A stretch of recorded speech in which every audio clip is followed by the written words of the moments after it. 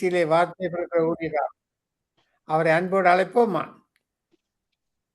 Price Lord pastor Anton தாசன்.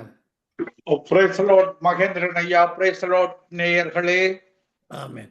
இன்றைய நாளிலே நித்திய வெளிச்சத்திலே கடைசி செய்தி கொடுக்க வந்திருக்கிறீர்கள். பேச செய்தியை கேட்க அவளோடு இருக்கிறோம் பாஸ்டர். உங்களோட ஒப்பு கொடுக்கிறேன், வழிநடத்துங்க. ஆமென். ஆமென். நாங்கள் எங்களுடைய வாழ்வில குமாரனை இயேசு கிறிஸ்துவை பின்பற்ற வேண்டும். நாங்கள் ஒரு ஜெபத்துடன் ஆரம்பிப்போம். கிருபையும் இரக்கமும் மனதுருக்கமும் நிறைந்த எங்கள் அன்பு தகப்பனே, ஒன்றான தேவனாகிய உம்மையும் நீர் அனுப்பினவராகிய இயேசு கிறிஸ்துவை நாங்கள் அறிந்து மறுபடியும் பிறந்த வாழ்வில வாழ்ந்து ரட்சிக்கப்படாத ஒவ்வொருவரும் உமக்குள்ள மறுபடியும் பிறக்க நீர் கிருபை செய்யும்படியாக ஜெபிக்கிறேன். ஒவ்வொருவரையும் மதங்களில் வாழுகிற மக்கள், பாவத்தில வாழுகிற மக்கள், சாபத்தில வாழுகிற மக்கள், தேவனே இல்லை என்று சொல்லுகிற ஒவ்வொரு மக்களும் இந்த காலத்தில் அவருடைய பாவங்களை மன்னித்து, அறியாமையின் காலங்களை மன்னித்து, பல ஆண்டுகளாக மதங்கள் மூலமாக மக்கள் கட்டப்பட்டிருக்கிறார்கள்.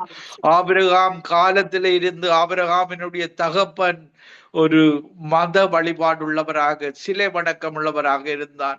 அந்த மத வழிபாடுள்ள குடும்பத்தில இருந்து ஆபிரகாம் எப்படி பிரித்தெடுத்தீரோ, இன்றைக்கு அதே மாதிரி இன்றைக்கு இலங்கை, இந்தியா, பல நாடுகளில் உள்ள மத வழிபாடுகள் உள்ள ஒரு மக்களையும் இந்த காலத்தில் நீ பிரித்தெடுக்கும்படியாக ஜெபிக்கிறேன். இனி ஒரு காலம் அவர்கள் மனம் திரும்புவதற்கு இனி ஒரு காலம் வர முடியாத காலமாக இருக்கிறது. கடைசி கால எச்சரிக்கைகள் நடந்து கொண்டிருக்கிறது. அவர்கள் வேல மனதிரும்படியாக இப்படியாக மதங்களுக்கூடாக, ஆபிரகாமுக்கூடாக, அந்த இஸ்மேலுக்கூடாக வந்து அந்த மத மக்களுக்காக ஜெபிக்கிறோம். பல தவறான கொள்கைகளுக்கூடாக மக்களை, தேவனுடைய குமாரனை மறுதளிக்கிற மதங்கள் ஒவ்வொன்றுக்காக ஜெபிக்கிறோம். அந்த மக்கள் நரகத்தில போய் அழியாதபடி இயேசுவே நீர் ஒரு இரக்கத்தை அவர்கள் மேல காட்டும்படியாக, இப்படியாக இயேசுதான் ஒரே வழியும் சத்தியமும் ஜீவனும் என்பதை ஒவ்வொரு மதத்தில் உள்ள மக்களும், பாவத்தில் வாழுகிற மக்களும், சாபத்தில் வாழுகிற ஒவ்வொரு மக்களும் அறிந்து இந்த கடைசி காலத்துல இயேசுவை பற்றி கொள்ள, இயேசுதான் ஒரே ஒரு நாமம், ரட்சிக்கப்பட்டதற்கு கொடுக்கப்பட்ட நாமம் என்பது அப்போஸ்தலர் 4:12 படி அறிந்து அவர்கள் ஒவ்வொருவரையும் இழுத்துக் கொள்வீராக. அவர்களுக்காகத்தான் இருந்த சிலுவை மரணத்தை ஏற்றுக்கொண்டீர் என்பதை அந்த மக்கள் உணர கிருபை செய்வீராக. துதிகர மகிமை உமக்கை செலுத்தி ஒன்றான மெய்த்தவனாய் உமக்கை செலுத்தி ஆண்டவரின் இரட்சகருமாகிய இயேசு கிறிஸ்துவின் நாமத்தில் ஒருவரையும் ஆசீர்வதித்து ஜெபிக்கிறேன். எங்களை எப்பொழுது நேசிக்கிற எங்கள் நல்ல பிதாவே, ஆமீன். நாங்கள் யோவான் 3:16 வசனத்துல, தேவன் தம்முடைய ஒரே பேரான குமாரனாகிய இயேசு கிறிஸ்துவை விசுவாசிக்கிறவன் எவனோ அவன் கெட்டு போகாமல் நித்திய ஜீவனை அடையும்படிக்கு இயேசுவை தந்தரளி இவ்வளவாய் உலகத்தில் அன்பு கூர்ந்தார். பாருங்கள், இவ்வளவு அன்புள்ள தேவன் தம்முடைய ஒரே பேரான குமாரனாகிய இயேசு கிறிஸ்துவை அந்த வாலிப வயதில 33 வயதில மரிக்க வைத்து எங்களுக்கு அந்த நித்திய வாழ்வை தருவதற்காக இந்த உலகத்தில் வாழுகிற உங்கள் எல்லாருக்குமாக தேவன் அவரை சிலுவையில மரிக்க வைத்து எங்கள் எல்லாரையும் இழுத்து கொண்டார். பாருங்கள், இன்றைக்கு நாங்கள் அவரை அறிந்து கொண்டோம். அவருடைய பரிசுத்த ஆவியின் அபிஷேகத்தை பெற்று, பரலோகத்திலிருந்து அனுப்பப்பட்ட பரிசுத்த ஆவியானவரை பெற்று நாங்கள் மறுபடி பிறந்து அவர் எங்களுக்காக செய்து முடித்த அந்த சிலுவை மரணத்தை தினமும் நாங்கள் நினைத்தவராக அவருடைய கட்டளைகளின்படி நாங்கள் எங்களுடைய வாழ்வை ஒப்பு கொடுத்து வாழுகிறோம். பாருங்கள், அவர் தன்னுடைய குமாரனை சிலுவையில மரிக்க எங்களை இன்றைக்கு இயேசுவிடத்தில் நீங்கள் வரும் பொழுது, நீங்கள் யாராயிருந்தாலும் அவர் இரட்சகராக ஏற்றுக்கொண்டு வரும் பொழுது நாங்கள் மகளாக நாங்கள் மாறிக்கொள்கிறோம். இயேசு கிறிஸ்துவின் நாமத்தில் மேல் விசுவாசம் உள்ளவர்களாகி இயேசு கிறிஸ்துவை ஏற்றுக்கொண்டவர்கள் எத்தனை பேர்களோ அத்தனை பேர்களும் தேவனுடைய பிள்ளைகளாகும்படி எங்களுக்கு அதிகாரத்தை தந்திருக்கிறார். நாங்கள் தேவனுடைய பிள்ளைகள். பாருங்கள், இப்படியாக அவர் தந்த ஆவிதான் பரிசுத்த ஆவி. ஆவியினால நாங்கள் நடத்தப்பட அழைக்கப்பட்டவர்கள். பாருங்கள், இந்த மாம்ச சிந்தை மரணமாக இருக்கிறது, ஆவிக்குரிய சிந்தை ஜீவனும் சமாதானமாக இருக்கிறது. அவர் தன்னுடைய பரிசுத்த ஆவியை தந்து 9 விதமான கனிகளையும் 9 விதமான வரங்களை தந்து எங்களை அழைத்திருக்கிறார் அவருடைய ஊழியத்திற்காக. இதற்காகத்தான் நாங்கள் அவருக்கு சாட்சிகளாக இருக்கிறோம். அவருடைய அபிஷேகத்தை பெற்றிருக்கிறோம். அவர்களை தரிசனத்தை தந்திருக்கிறார். ஒவ்வொரு ஊழியக்காரர்களுக்கும் ஒவ்வொரு அழைப்பை கொடுத்திருக்கிறார். அவர்கள் அபிஷேகம் பெற்ற எல்லாரும் சுவிசேஷ ஊழியத்தை செய்ய வேண்டும், சுவிசேஷத்தை அறிவிக்க வேண்டும், சாட்சி சொல்ல வேண்டும். இப்படியாக எங்கள் எல்லாரையும் அழைத்திருக்கிறார். இன்றைக்கு ரட்சிக்கப்படாத ஒவ்வொருவருக்கும் எங்கள் இயேசு மரித்து உயிர்த்தெழுந்தது தந்த கட்டளை இந்த சுவிசேஷம். இன்றைக்கு நித்திய வெளிச்சம் சங்கம் ரேடியோ கூடாக செய்யப்படுகிற ஊழியத்தை அபிஷேகம் பெற்ற எல்லாரும் செய்ய வேண்டும். இந்த சுவிசேஷம் பூமியில் உள்ள சகல ஜாதிகளுக்கு பிரசங்கிக்கப்பட வேண்டும். அப்பொழுது முடிவு வரும். பாருங்கள், இன்றைக்கு வேலையாட்கள் குறைவாக இருக்கிறது. அறுவடையோ இந்த 5 கண்டங்களிலே அவ்வளவு மக்களுக்கும் நாங்கள் சுவிசேஷம் அறிவித்து முடிக்க வேண்டும். அதற்காகத்தான் இயேசு பொறுமையாக காத்திருக்கிறார், தாமதிக்கிறார் என்று இயேசு சொல்லுகிறபடி ஒரு வாக்குத்தத்தை குறித்து தாமதமாயிராமல் எல்லாருக்கும் சுவிசேஷம் அறிவிக்கப்பட வேண்டும், எல்லாரும் ரட்சிக்கப்பட வேண்டும் என்ற அன்புள்ள ஒரு தேவன் தான் எங்களுடைய தேவன். பாருங்கள், தேவனும் இயேசுவும் மனித குலத்தை நிச்சயமாக நேசிக்கிறார்கள். பாருங்கள், அவருடைய சாயலாக ரூபத்தின்படியும் படைக்கப்பட்டவன் தான் மனிதன். இந்த மனிதன் நாங்கள் 1 வசனத்தில் பார்க்கும் பொழுது தேவன் தம்முடைய சாயலாக அவன் ரூபத்தின்படியும் படைக்கப்பட்ட மனிதன் தான் நாங்கள். தூதர்களை அவர் தம்முடைய சாயலாக படைக்கவில்லை, மனிதன் இப்படி தன்னுடைய சாயலாக படைக்கப்பட்ட ஒரு மனிதனுடைய ஆத்துமா அந்த பிசாசு திருடி விடக்கூடாது. அந்த ஆத்துமா மீண்டுமாக அந்த ஆத்துமா வாழ வேண்டும். இயேசுவிடத்துல வந்து இயேசுவனுடைய ராஜ்யத்துல நித்தியமாக வாழ வேண்டும், நித்திய வாழ்வை பெற்றுக்கொள்ள வேண்டும். அப்படியான ஒரு அன்புள்ளவர் தான், அன்புதான் அவருடைய கற்பனையாக இருக்கிறது. நாங்கள் ஒன்றான மித்தவரை முழு இதயத்தோடும், முழு ஆத்மாவோடும், முழு பலத்தோடும், முழு சிந்தையோடும் நாங்கள் அவரை நேசிக்க வேண்டும், பிறரை நேசிக்க வேண்டும். நீங்கள் எந்த மத இனமாக இருந்தாலும் தேவன் எங்களுக்கு இயேசுடைய கட்டளையாக எங்களுக்கு தந்திருக்கிறார். உங்கள் அனைவரையும் அன்பு கூறும்படியாக நாங்கள் உங்களை நேசிக்கிறோம். யாராக இருந்தாலும் அது தேவனுடைய கட்டளையாக இருக்கிறது, இயேசுடைய கட்டளையாக இருக்கிறது. நாங்கள் அதை கடைப்பிடிக்க அன்புள்ளவர்களாக வாழ வேண்டும் என்று சொல்லி கட்டளையாக எங்களுக்கு தந்திருக்கிறார், சுவிசேஷத்தை பிரசங்கிக்கும்படியாக. பாருங்கள், அவர் முதல் முறை வரும் பொழுது ஆக்கினை தீர்ப்பு கொடுப்பதற்காக அவர் விரும்பவில்லை. பாருங்கள், இன்னைக்கு மதங்களில் இருக்கிற தேவர்கள் வணக்கங்கள் அவர்கள் எதிர்பார்க்கிறார்கள் தண்டிக்கப்பட வேண்டும் என்று சொல்லி. அப்படி தண்டிக்கிற தேவன் அல்ல. பாருங்கள், அடுத்த வசனத்துல பார்க்கும் பொழுது உலகத்தை யோவான் 3:17 வசனத்துல உலகத்தை ஆக்கினைக்குள்ளாக தீர்க்கும்படி தேவன் நம்முடைய குமாரனை உலகத்திற்கு அனுப்பாமல் அவராலே உலகம் ரட்சிக்கப்படுவதற்காகவே அவரை அனுப்பினார். இந்த உலகம் ரட்சிக்கப்பட வேண்டும். மனிதன் பாவம் செய்து விட்டான் தான். தன்னுடைய சாயலாக படைக்கப்பட்ட மனிதன் பாவம் செய்து விட்டான். ஆதாம் ஏவாள் பாவம் செய்து விட்டார்கள். அதன் சந்ததியாகிய நாங்களும் இன்றைக்கு இது நன்மை தீமை அறியத்தக்க தெரிவை எங்களுக்கு தந்திருக்கிறார். நீங்கள் நன்மையை தெரிந்து கொள்ளலாம், தீமையை தெரிந்து கொள்ளலாம். அன்றைக்கு இப்ப பல மனிதர்கள் தீமையை தெரிந்து கொள்ளுகிறார்கள், மதத்தை தெரிந்து கொள்ளுகிறார்கள், பாவத்தை தெரிந்து கொள்ளுகிறார்கள், பிசாசை தெரிந்து கொள்ளுகிறார்கள். நாங்கள் இயேசுவை தெரிந்து கொள்ளுகிறோம், மெய்யான தேவனை தெரிந்து கொள்ளுகிறோம், தேவன் தருகிற ஆசீர்வாதத்தை தெரிந்து கொள்கிறோம், ஒரு நித்திய வாழ்வை தெரிந்து கொள்கிறோம். இன்றைக்கு மறுபக்கத்தில் இந்த மதங்கள் பாவத்தில் தொடர்ந்து வாழுவர்கள், சாபத்தில் வாழுகிறவர்கள் மரணத்தை விரும்புகிறார்கள். தாங்கள் மரித்து விட வேண்டும். அதற்கு தவறு. தேவன் தான் எங்களுக்கு உயிரை தந்தவர். அவர் பிறக்க ஒரு காலம் உண்டு, இறக்க ஒரு காலம் உண்டு, பிறக்கிற காலம், இறக்கிற காலம், எல்லாவற்றையும் அவர் எங்களுக்கு தந்திருக்கிறார். அந்த காலத்துல நாங்கள் பேசிக் instruction before leaving this earth, இந்த உலகத்தை விட்டு பிரிய முன்பாக மனிதன் வாழ்வதற்குரிய ஒரு கட்லாக் தான் இந்த பைபிள். இந்த பைபிள் தான் எங்கள் மனிதனை இயக்குகிறதாக இருக்கிறது. படைத்த தேவனுடைய எங்களுக்கு சுவாசம் தந்து எங்களுக்கு எங்களுக்கு இன்று அந்த ஆத்துமாவை தந்து, ஆவியை தந்து, சரீரத்தை தந்து, எங்களை வாழ வைக்கிற எங்களுக்கு தந்த புஸ்தகம் தான் கேட்லாக். இப்படித்தான் நீ வாழ வேண்டும். தீமை செய்தால் நீ பிசாசுக்கு இடம் கொடுக்கிறாய். பிசாசு உன்னுடைய ஆத்மாவை திருடி நரகத்துக்கு, அவனுக்கு ஒதுக்கப்பட்ட இடம்தான் நரகம். உன்னையும் இழுத்து கொண்டு நரகத்துக்கு போவான். இதற்காகத்தான் இயேசு அந்த பிசாசை தன்னுயிரை கொடுத்து மண்ணுயிரை, எங்களுடைய மனித உயிரை மீட்டு கொண்டார். அதற்காக தான் உங்களுக்கு இயேசு வேண்டும்.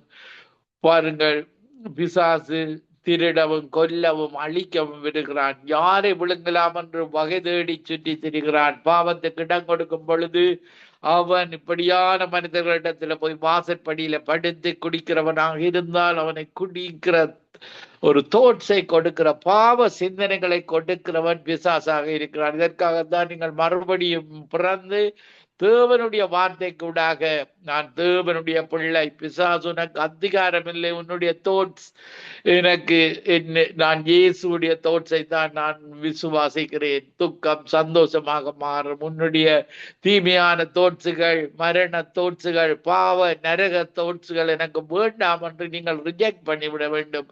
குடியில் இருக்கிறவர்கள், குடி எனக்கு வேண்டாம், தேவன் பொத்தலான பையிலே என்னுடைய படம் போகக்கூடாது, தேவனுக்கு பிரியமாக தேவனுடைய ஊழியத்தை செய்ய நான் விரும்பப்பட வேண்டும். பாருங்கள், நீங்கள் இன்றைக்கு இந்த பாவத்துக்குள்ள போகிற மக்கள் உடைய செலவு நஷ்டப்படுத்துவான் பிசாசு. உங்களை துன்பப்படுத்துவான், கவலைப்படுத்துவான், நோய்களை தருவான்.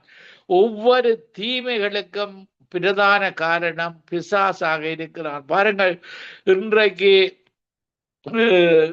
நாங்கள் பார்க்கும் பொழுது பாருங்கள், இந்த மதங்களுக்கூடாக ஒரு சாபம் வருகிறது. பாருங்கள், இன்றைக்கு மெய்யான தேவனத்தை விட்டுத்தான் ஆபிரகாமின் பெற்றோர்கள் பாவம் செய்தார்கள். இன்றைக்கு ஒரு மத வழிபாடுள்ள பெற்றோர்ல இருந்தது ஆபிரகாமை பிரித்து எடுத்தார். பாருங்கள், அந்த சந்ததி இன்றைக்கும் பாருங்கள் அடிமைத்தனத்தில் தான் வாழ்ந்து கொண்டிருக்கிறார்கள். ஏனென்றால் அவர்கள் தீமையை விரும்புகிறார்கள். மத அடிமைத்தனத்தில் விக்கிர ஆராதனை உள்ளவர்களாக, தேவனுக்கு பிரியமில்லாத காரியங்களை செய்கிறவர்களாக. பாருங்கள், தகப்பன் இப்படியாக 2500 ஆண்டுகளுக்கு மேலாக இந்த அடிமைத்தனம் வருகிறது.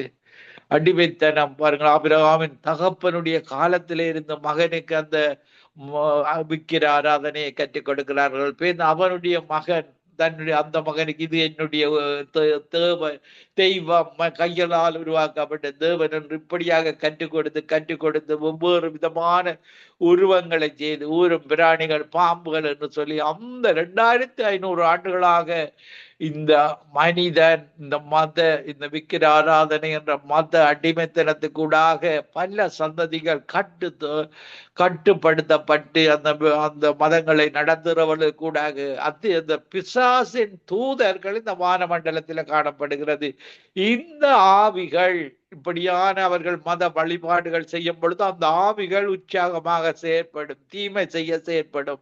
வானமண்டலத்தில் இருக்கிற துரைத்தனத்தின் ஆவிகள், அதிகாரத்தின் ஆவிகள், துரைத்தனங்களோடும் அதிகாரங்களோடும் வானமண்டலத்தில் உள்ள பொல்லாத ஆவிகளின் சேனைகளோடும் போராட்டம் உண்டு. இந்த மத வழிபாடுகளை செய்யும் பொழுது இப்படியான ஆவிகள் அந்த தேசங்களில வானமண்டலத்தில தீமைகளை செய்து கொண்டிருக்கும். அந்த தேசம் இன்னைக்கு வறுமையாக, இந்த மத வழிபாடு உள்ள நாடுகள் எல்லாம் வறுமையா இருக்கிறது காரணம் அந்த இடங்களில மேலா அவர்கள் இந்த விக்கிர ஆராதனை செய்வதன் மூலமாக அந்த அந்நிய அக்கிரியை அவர்கள் இந்த உலகத்தில தங்களுடைய தேவர்கள் என்ற ஆவிகளுக்கு, தீமையான ஆவிகளுக்கு செலுத்தும் பொழுது அந்த ஆவிகள் அங்கு தீமைகளை, இன்னும் அதிகமான தீமைகளை அந்த விக்கிர ஆராதனை உள்ள நாடுகளில் நாங்கள் பார்க்கக்கூடியதாக இருக்கிறது. இதை நாங்கள் மேற்கொள்வதற்காக தேவனுடைய ஆவி வேண்டும்.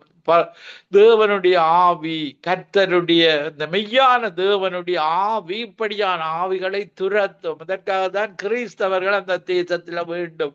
அந்த தேசத்துல ஒரு born again கிறிஸ்டியன் இருக்கும் பொழுது அவனுடைய ஜெபம், அந்த மகனுடைய ஜெபம் அந்த ஆவிகளுக்கு எதிராக ஜெபிக்கும் பொழுது தேவன் அந்த ஜெபத்தை கேட்டு, எங்களுடைய இயேசு கிறிஸ்து கூடாக நாங்கள் ஜெபிக்கிறோம், அந்த மெய்யான தேவன் அந்த ஜெபத்தை கேட்டு தேவன் அந்த ஏஞ்சல்ஸுக்கு கட்டளையிடுகிறார். மினிஸ்டரிங் ஏஞ்சல்ஸுக்கு கட்டளையிடும் பொழுது அவர்கள் அந்த அந்த துரைத்தின் ஆவிகள், அதிகாரத்தின் ஆவிகளை அந்த தேசத்திலே இருந்து அகற்றிவிடும்.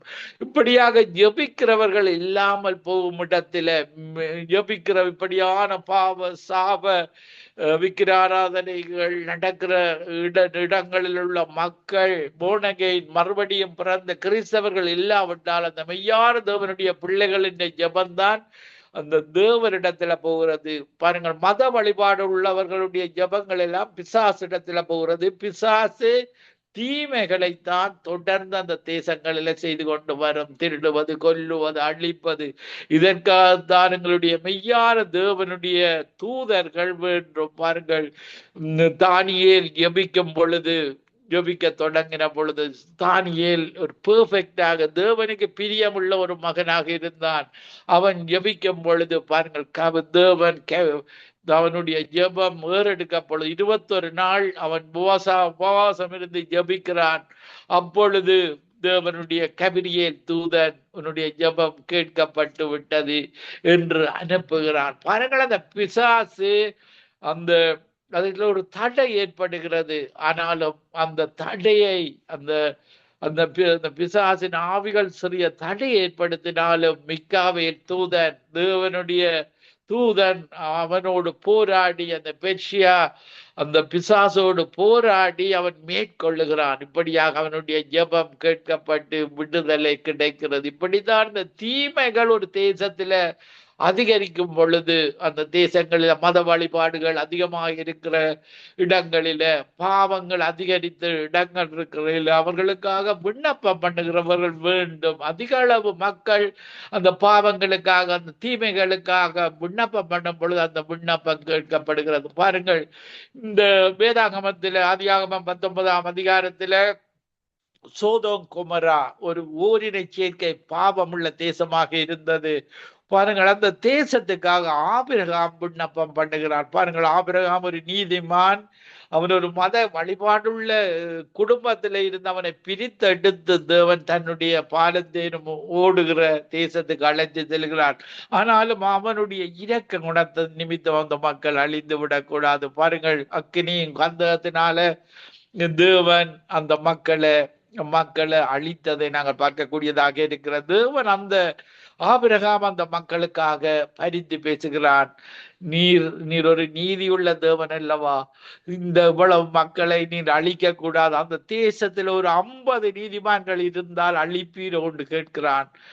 தேவன் சொல்லுகிறார், அழிக்க மாட்டேன். இப்படியாக 45, 35, 20, 10 நீதிமான்கள் கூட அந்த தேசத்துல மெய்யான தேவனுக்கு ஜெபம் பண்ணுகிற நீதிமான்கள் இல்லாத பட்சத்துல ஆபிரகாமால் மேலும் விண்ணப்பிக்க முடியவில்லை. பாருங்கள், 10 நீதிமான்கள் கூட ஒரு தேசத்துல இல்லாவிட்டால், இந்த மெய்யான தேவனிடத்துல விண்ணப்பம் பண்ணுகிறவர்கள் இல்லாவிட்டால் அந்த தேசம் பாவத்தினாலே பாருங்கள் அழிக்கப்பட்டு போறது. அக்கினியும் கந்தம் இருக்கிற கடலில அப்படியாக அந்த தேசம் அழிக்கப்படுகிறது. பாருங்கள், அதற்காகத்தான் ஆவியின் அபிஷேகத்தை, தேவனுடைய ஆவிதான் பரிசுத்த ஆவி, மறுபடியும் பிறந்த கிறிஸ்தவர்கள் போனகேன் கிறிஸ்தியனாக தேவனுடைய ஆவி, பரிசுத்த ஆவி மட்டும்தான்.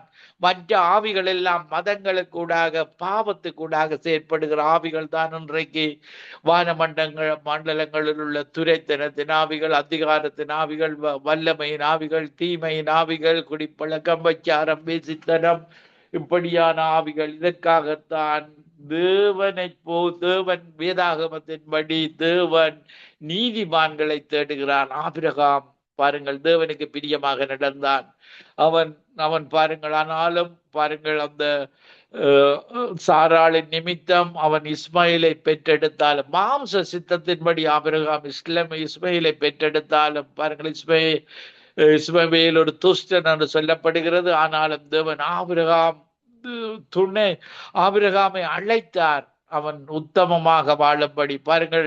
அந்த இஸ்மவேல் பிறந்த பின்பு தேவன் ஆபிரகாம் சொல்லுகிறார், நீ உத்தமனாயிரு, நீ ஒரு தவறு செய்து விட்டாய் தான், இனி நீ உத்தமனாயிரு. இப்படியாக அவன் அந்த உத்தமத்தில தொடர்ந்து இருந்தத நிமித்தம் ஆபிரகாமின் சந்ததியில இயேசு பிறக்கிறான், இயேசுவின் சந்ததியில நாங்கள் வருகிறோம். ஆபிரகாம் எப்படி ஆசீர்வதிக்கப்பட்டானோ, ஆவிக்குரிய ஆசீர்வாதம், ஆபிரகாமுடைய ஆவிக்குரிய ஆசீர்வாதம் ஈசாக்கு யாக்கோப்பு கூடாக இயேசு கிறிஸ்து கூடாக இன்றைக்கு கிறிஸ்தவர்களுக்கும் இஸ்ரவேல் ஜனங்களுக்கும் வருகிறது. இஸ்ரவேல் ஜனங்களும் ஆபிரகாமின் சந்ததியாக இருக்கிறார்கள். அந்த தேசத்து நிமித்தம் நாங்கள் இயேசு கிறிஸ்து கூடாக நாங்களும் ஆசீர்வதிக்கப்பட்ட மரத்தில் துக்கப்பட்ட எவனும் சபிக்கப்பட்டவன் என்று எண்ணுகிறபடி இயேசு வாக்கு தக்க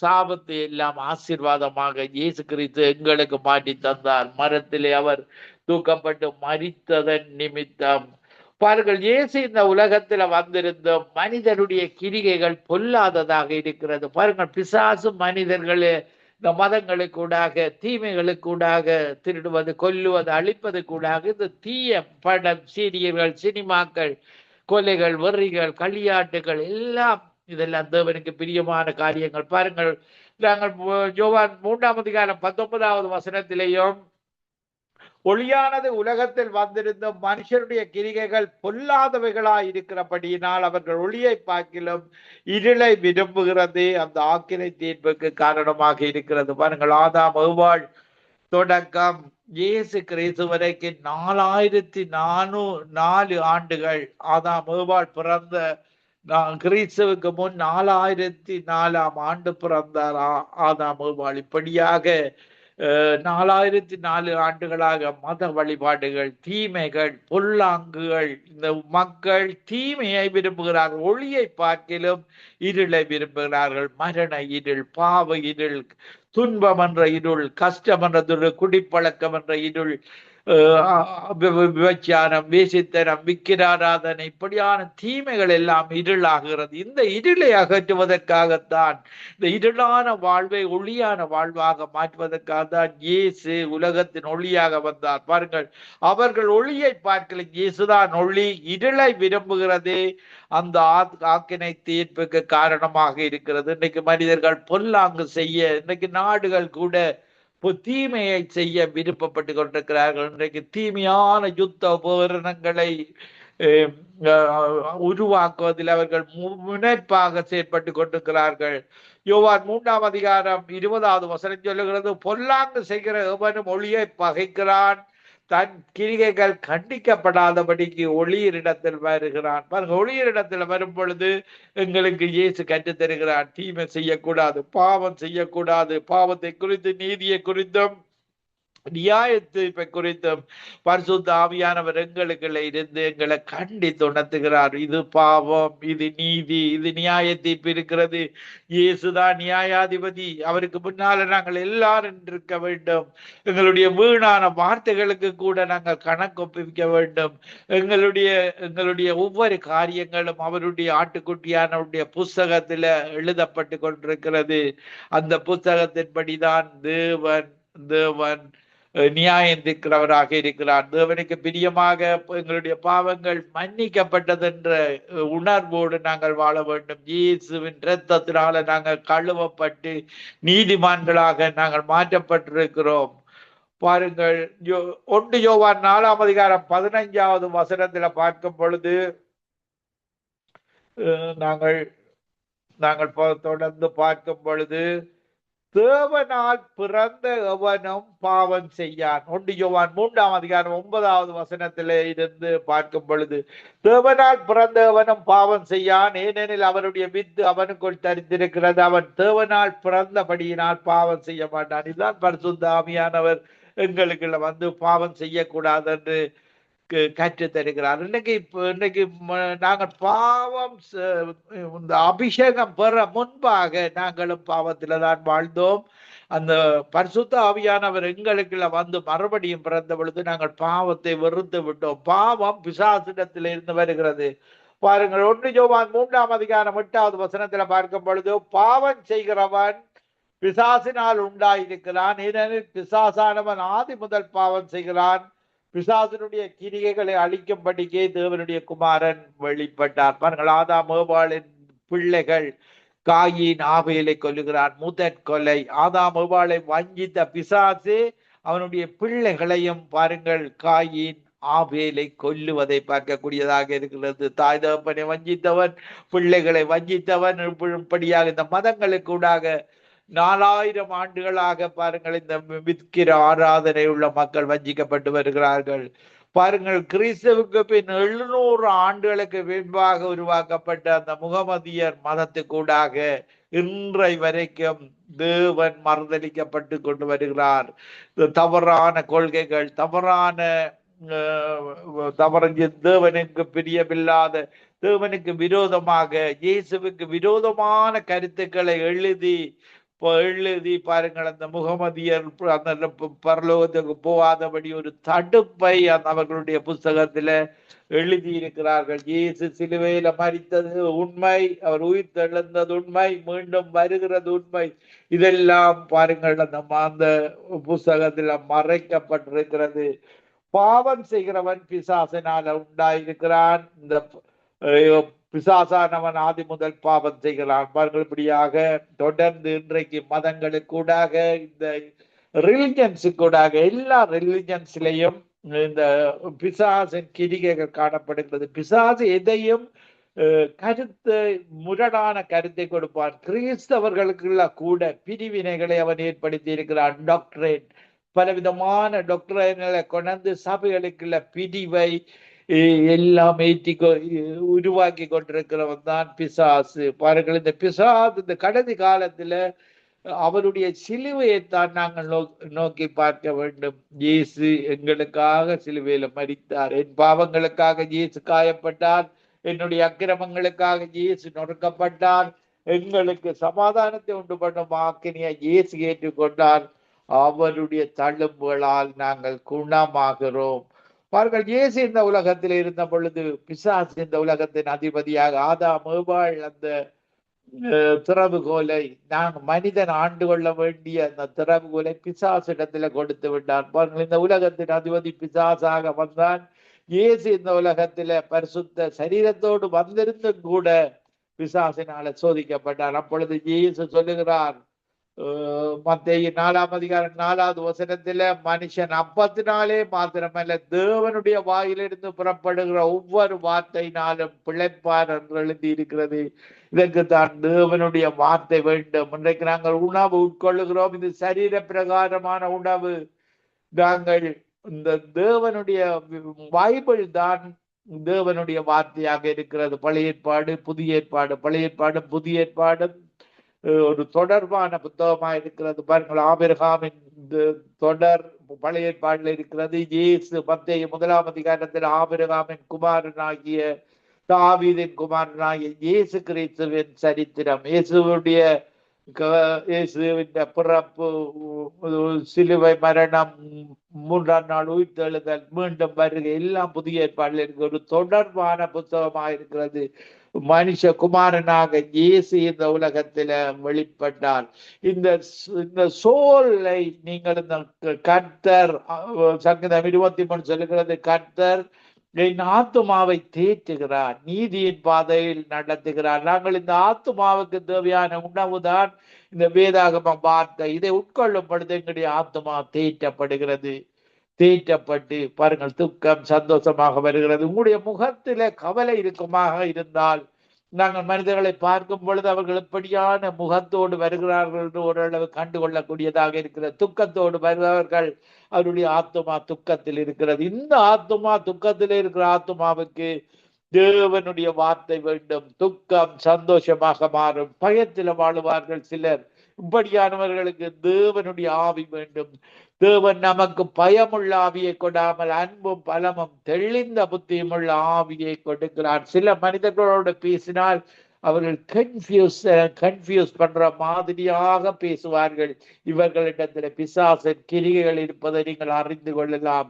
கன்ஃபியூஸ் பண்றது பிசாசு. தெளிந்த புத்தியை தருகிறது ஆண்டவராகிய இயேசு கிறிஸ்து பாருங்கள், நாங்கள் முதலாவது தேட வேண்டியது, பலர் இன்றைக்கு பணத்தை பொருளை முதலாவது தேடிக்கொண்டிருக்கிறார்கள். இன்றைக்கு வெளிநாடுகளுக்கு வந்தால் எல்லாரும் நேரத்தை இந்த உழைப்பதில தான் எல்லா நேரத்தையும் செலவழித்து விடுவார்கள். பணம், பொருள், பணம், சாப்பாடு, அது வீடு, இதுகளைத்தான் தேடிக்கொண்டிருப்பார்கள். தேவனுடைய வார்த்தை சொல்லுகிறது மத்தேயு 6:33 முதலாவது தேவனுடைய ராஜ்யத்தையும் அவருடைய நீதியை தேடுங்கள், அப்பொழுது இவைகள் எல்லாம் உங்களுக்கு கொடுக்கப்படும். பாருங்கள், தேவனுடைய வார்த்தையின்படி செய்யும் பொழுது ஒரு நாள் அவருக்கு கொடுக்க வேண்டும். தேவனுக்காக 7 நாள் 6 நாள் தேவன் வேலை செய்து ஒரு நாள் ஓய்வு நாளாக ஒரு நாள் நாங்கள் தேவனுக்கு கொடுத்து தேவனை, எங்களை உருவாக்கின தேவனை துதிக்க வேண்டும். எங்களை உருவாக்கினதன் நோக்கம், அந்த தேவன் மனிதனை படைத்ததன் நோக்கம், அவரை நாங்கள் உயர்த்த வேண்டும்.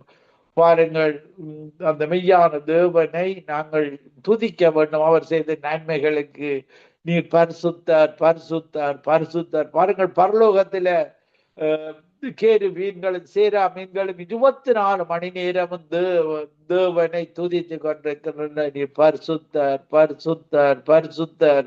அதே போல இந்த உலகத்தில இருந்து நாங்கள் துதிக்கும் பொழுது அந்த அவங்களுடைய துதி தேவனிடத்துல போய் சொல்லுகிறது. ஆராதனையில பிரியமுள்ளவர். பாருங்கள், இஸ்ரவேல் ஜனங்கள் அடிமைத்தனத்தில் இருந்த பொழுது தேவன் அவர்களை மோசே மூலமாக பிரித்தெடுத்து ஆராதனை செய்வதற்காக அழைக்கிறார்.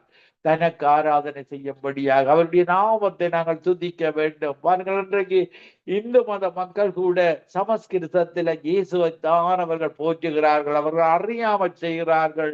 ஓம் கன்னியாய நமக என்று அவர்கள் சமஸ்கிருதத்தில் பேசுகிறார்கள். கன்னி வயிற்றில் பிறந்த தேவனுக்கு போற்றி. ஓம் பவித்ராய நமக, பரிசுத்தமாக வாழ்ந்த இயேசுவுக்கு போற்றி. இப்படி அவர்களுடைய துதிகள் எல்லாம் அந்த மெய்யான தேவனுக்கு தான் செலுத்துகிறார்கள். அறியாமல் அது சமஸ்கிருதத்தில் அந்த மெய் தேவனுக்கு அவர்கள் செலுத்தி கொண்டிருக்கிறார்கள். ஆனால் அதை நாங்கள் தமிழில் மொழிபெயர்த்தால் இயேசுவுக்கு போற்றி போற்றி என்று சொல்லி அவர்கள் போற்றுகிறார்கள்.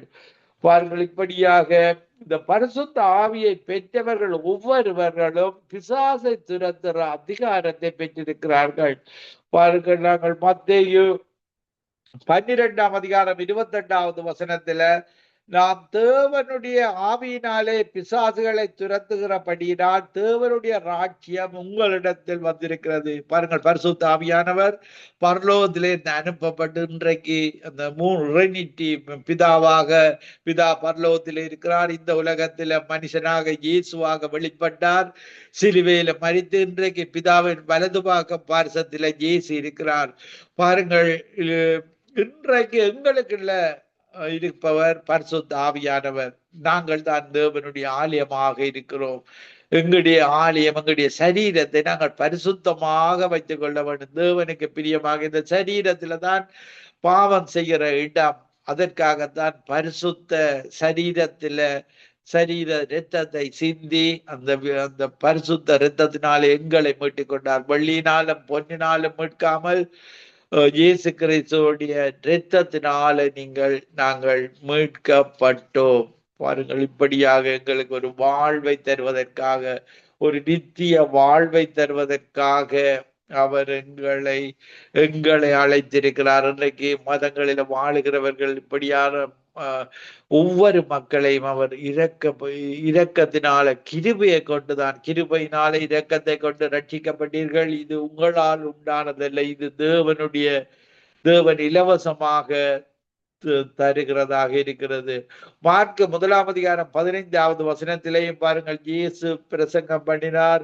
யோவான் ஞானகன் பிரசங்கம் பண்ணினார். இந்த கடைசி காலத்துல நாங்களும் பிரசங்கம் பண்ணுகிற ஒரே பிரசங்கம், தேவனுடைய ராஜ்யம் சமீபமாயிட்டு மனம் திரும்பி சுவிசேஷத்தை விசுவாசியுங்கள். இந்த கடைசி காலத்துல நாங்களும் அதையே பிரசங்கிக்கிறோம். மனம் திரும்ப வேண்டும். பாவத்தில இருந்து உம்முடைய இரத்தத்தினாலே என்னுடைய பாவங்களை கழுவும், நான் ரட்சகராக ஏற்றுக்கொள்ளுகிறேன் என்று விசுவாசத்தோடு உங்களுடைய இருதயத்தில இருந்து பேசும் பொழுது அவர் அந்த ஜெபத்தை கேட்டு உங்களுடைய பாவங்களை மன்னித்து உம்முடைய பரிசுத்த ஆவியினால நிரப்புவார். இப்படியாக பரிசுத்த ஆவியினால நீங்கள் நிரப்பப்படும் பொழுது நீங்கள் தேவனுடைய பிள்ளைகளாக மாறுகிறீர்கள். இன்னும் நீங்கள் மதத்தில வாழ்வீர்களாக இருந்தால் பாருங்கள், மதத்தில வாழுபவர்கள் பிசாசின் பிள்ளைகள் என்று வேதாகமம் சொல்லுகிறது. 1 யோவான் 3ஆம் அதிகாரம் 1வது வசனத்தில நாம் தேவனுடைய பிள்ளைகள் என்று அழைக்கப்படுவதனாலே பிதாவானவர் நமக்கு பாராட்டின அன்பு எவ்வளவு பெரிதென்று பாருங்கள். உலகம் அவரை அறியாதபடியினால் நம்மையும் அறியவில்லை. பாருங்கள் பிரியமானவர்களே, இப்பொழுது தேவனுடைய பிள்ளைகளாயிருக்கிறோம். இப்பொழுது நாங்கள் அந்த மெய்யான தேவனுடைய, இந்த உலகத்தை படைத்த தேவனுடைய, ஆதாம் ஏவாளை உருவாக்கின தேவனுடைய, எங்களுக்கு சுவாசத்தை தந்த அந்த தேவனுடைய பிள்ளைகளாக இருக்கிறோம். இனி எவ்விதமாய் இருப்போம் என்று இன்னும் வெளிப்படவில்லை. ஆகிலும் இயேசு வெளிப்படும் பொழுது அவர் இருக்கிற வண்ணமாக நாம் அவரை தரிசிப்பதனால் அவருக்கு ஒப்பாயிருப்போம் என்று அறிந்திருக்கிறோம். நாங்கள் வேதாகமத்தின்படி வாழும் பொழுது, இயேசுவுக்கு பிரியமாக வாழும் பொழுது, இயேசுவை போல அவர் எங்களை புதிய சரீரத்தை தந்து, இந்த மண்ணான சரீரம் மண்ணுக்கு போய் எங்களுக்கு எங்களுடைய ஆவி ஆத்மாவோட இயேசுடைய சரீரத்தை தந்து, இயேசுவை போல நாங்கள் அவருடைய ராஜ்யத்தில் நித்திய நித்தியமாக வாழுகிற வாழ்வை பெற்றுக் கொள்ளுகிறோம். 1 யோவான் 3ஆம் அதிகாரம் 10வது வசனத்திலே, இதனாலே தேவனுடைய பிள்ளைகள் இன்னார் என்றும் பிசாசின் பிள்ளைகள் இன்னார் என்றும் வெளிப்படும். நீதியை செய்யாமலும் தன் சகோதரனின் அன்பு கூறாமலும் இருக்கிற எவனும் தேவனால் உண்டானவன் அல்ல. இயேசுவானவர் தேவனுடைய குமாரன் என்று அறிக்கை பண்ணுகிறவன் எவனோ அவனில் நிலைத்திருக்கிறான், அவனும் தேவனில் நிலைத்திருக்கிறான். இப்படியாக மனுஷகுமாரனாக இயேசு இந்த உலகத்துல வந்து எங்களை மீட்டு கொண்டார். இன்றைக்கு நீங்கள் மதத்துல வாழுகிறீர்களா, பாவத்துல வாழுகிறீர்களா, சாபத்துல வாழுகிறீர்களா, உங்கள் ஒவ்வொருவரையும் இயேசு அழைக்கிறார். அவருடைய ராஜ்யத்திற்கு, நித்திய நித்தியமாக வாழுகிற ராஜ்யத்துக்கு உங்கள் ஒவ்வொருவரையும் அழைக்கிறார். நான் உங்களுக்காக ஒரு பாடலை பாடி உங்களுக்காக ஜெபிக்கிறேன். ஹல்லேலூயா. Thank you Jesus. ஹல்லேலூயா. அவரோடு நாங்கள் வாழணும். உம்மோடு இருக்கணுமே ஐயா, உம்மை போல் மாறணுமே. உலகின் ஒளியாய் மலை மேல் அமர்ந்து வெளிச்சம் கொடுக்கணுமே. உம்மோடு இருக்கணுமே ஐயா, உம்மை போல் மாறணுமே. உலகின் ஒளியாய் மலை மேல் அமர்ந்து வெளிச்சம் கொடுக்கணுமே. ஓடும் நதியின் ஓரம் வளரும் மரமாய் மாறணுமே. எல்லா நாளும் இலைகளோடு கனிகள் கொடுக்கணுமே. உலக பெருமை இன்பமெல்லாம் குப்பையாய் மாறணுமே. உம்மையே கண்முன் வைத்து ஓடி ஜெயிக்கணுமே. ஆத்ம பார உருக்கத்தோடு அழுது புலம்பணுமே. ஆமாண்டவரே, இந்த மதம், முகமதியர் மதம், இப்படியான பாவத்தில வாழுகிற ஆத்மாக்கள் நரகத்துக்கு போகக்கூடாது, இறங்கும்படியாக ஆத்ம பார உருக்கத்தோடு அழுது புலம்பணுமே. ஆண்டவராகிய இயேசு கிறிஸ்து அந்த சிலுவையில தாகம் என்று எங்களுக்காக, மனுக்குலத்திற்காக அந்த ஆத்தும தாகத்தில், அந்த ஆத்துமா நரகத்துக்கு போகக்கூடாது என்ற விருப்பத்தோடு தன்னுடைய உயிரை, அந்த ஆத்மா அழியக்கூடாது என்று அவர் அழுது உயிரை விட்டதை நாங்கள் பார்க்கக்கூடியதாக இருக்கிறது. ஆத்ம பார உருக்கத்தோடு அழுது புலம்பணுமே.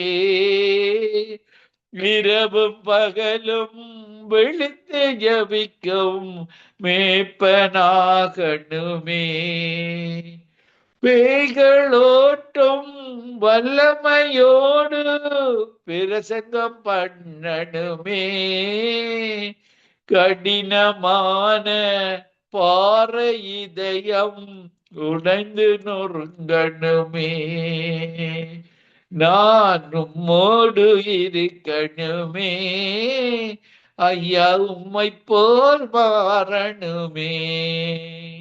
உலகின் ஒளியாய் மலை மேல் அமர்ந்து வெளிச்சம் கொடுக்கணுமே, ஐயா வெளிச்சம் கொடுக்கணுமே.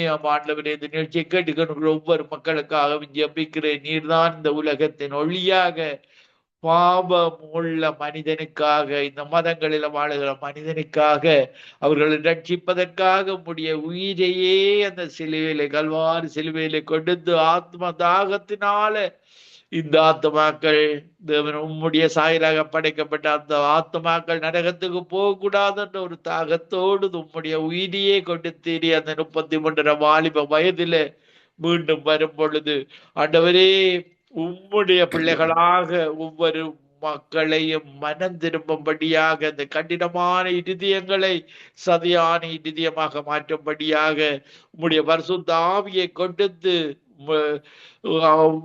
உம்முடைய தரிசனங்களை கொடுத்து ஒவ்வொருவரையும் இழுத்துக் கொள்வீராக. இந்த நேரத்தில் ஒவ்வொருவரோடும் இடைப்படும்படியாக உம்முடைய பரிசுத்த ஆவியினால் எச்சந்தலேந்து உள்ளங்கால் வரைக்கும் ஒவ்வொருவரை நிரப்பும்படியாக ஜெபிக்கிறேன். நீர் இரக்கமுள்ள தேவன், அன்புள்ள தேவன், பரிசுத்தமுள்ள தேவன். இவர்கள் அறியாமல் மதங்களில மூதாதையர்கள் செய்த தவறுக்கூடாக இன்றைக்கும் வாழ்ந்து கொண்டிருக்கிறார்கள். மூதாதையர்கள் எழுதின தவறான புஸ்தகங்களுக்கூடாக, பாவத்துக்கூடாக, சாபத்துக்கூடாக, பிசாசின் கிரியைகளுக்கூடாக கண்கள் குருடாக்கப்பட்டு வாழுகிறார்கள். இயேசுவின் நாமத்தில் அந்த இருண்ட கண்கள் திறக்கப்படுவதாக. கடினமான இருதயங்கள் சத்தியான இருதயங்களாக இயேசுவின் நாமத்தில் மாறுவதாக. ஒவ்வொருவரும் மனம் திரும்புவார்களாக. அந்த கவலை இல்லாத, கண்ணீர் இல்லாத, துக்கம் இல்லாத, அந்த மரணமே இல்லாத ராஜ்யத்தில, இந்த உலகத்திலேயும் 1000 வருட ஆட்சியில வாழுகிற வாழ்வு, அதன் பின்பு நித்தியமாக வாழுகிற வாழ்வை அவர்கள் ஒவ்வொருவரும் உணர்ந்து இயேசுவிடத்துல வந்து அந்த நித்திய வாழ்வை பெற்றுக் கொள்வார்களாக. துதிகர மகிமை ஒன்றால் அமைத்தவராய் உமக்கை செலுத்தி ஆண்டவர் ரட்சகருமாய் இயேசு கிறிஸ்துவின் நாமத்தில் ஒவ்வொருவரையும் ஆசீர்வதித்து ஜெபிக்கிறேன். எங்களை எப்பொழுது நேசிக்கிறேங்க நல்ல பிதாவே. ஆமீன், ஆமீன், ஆமீன். ஆமென், ஆமென். நன்றி பாச அன்றன் ராசனம் அவர்களே.